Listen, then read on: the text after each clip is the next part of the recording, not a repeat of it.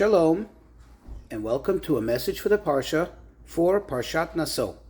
Nasso begins with the words, Nasso et Rosh B'nei Gershon, count the heads of the children of Gershon. And the word Nasso literally means lift up, so this can also mean to read Nasso et Rosh, lift up the heads of the children of Gershon. Gam Haim, also they, and find means tally up their number and know how many of them are fit for the service. Now, what is this talking about? What is the context here? Well, last week's Parsha, at the very end, the Torah instructed us to count the children of Kahat. You see, there were three families of the Levites that had three distinct tasks in the transportation and the erecting of the tabernacle. The children of Kahat, meaning that family, their job was that they were tasked with carrying all the holy vessels, like the ark, the table, the menorah, the altar, and so on.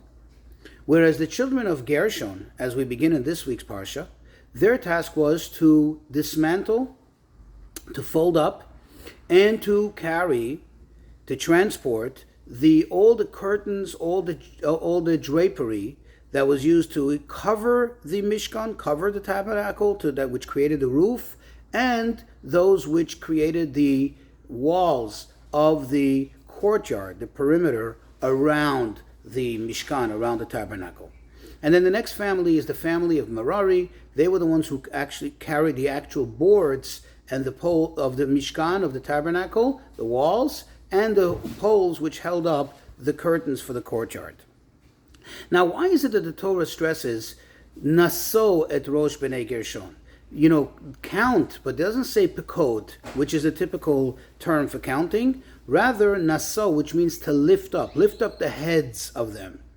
Perhaps one can understand this to mean as follows, that when it comes to the children of Kahat, as we mentioned in the previous Parsha, they carry the holy vessels. They carry the ark, which represents the Torah, the menorah, which represents the light of Judaism, the shulchan, the table, which represents the nutrients, the sustenance, right? What goes on a table.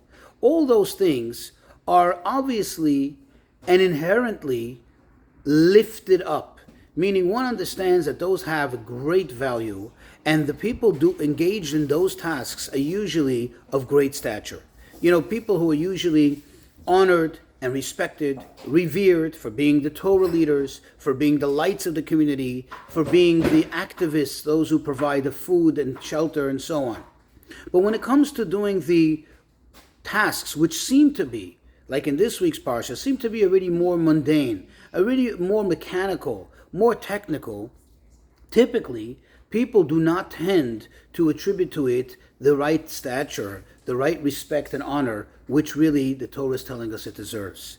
And this is a great message for all of us as we quote-unquote carry this load, the tasks of together, collectively, all of us, bringing to the fulfillment of the purpose intended by Hashem in the creation of the world. We all carry. Some of us are rabbis, some of us are leaders, some of us are just lay people.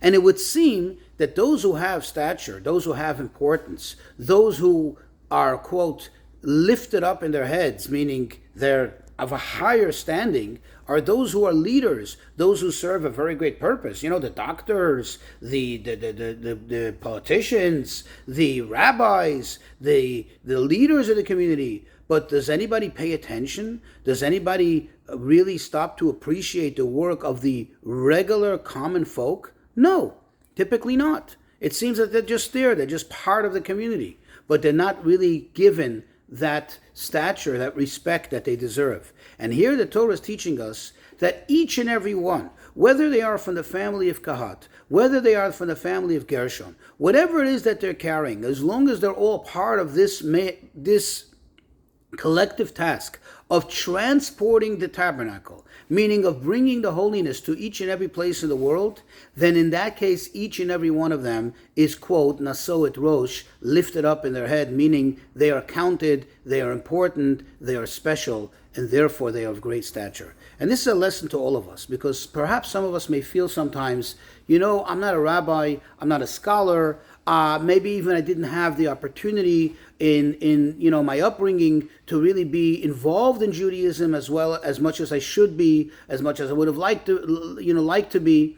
And perhaps because of that, I'm not as important or I'm not as valuable to Hashem and to the Jewish people and to the cause of Judaism as, say, the rabbi or the scholar or that person who grew up, and led a religious life because that's the way they were brought up. That's the privilege that they had given to them by Hashem.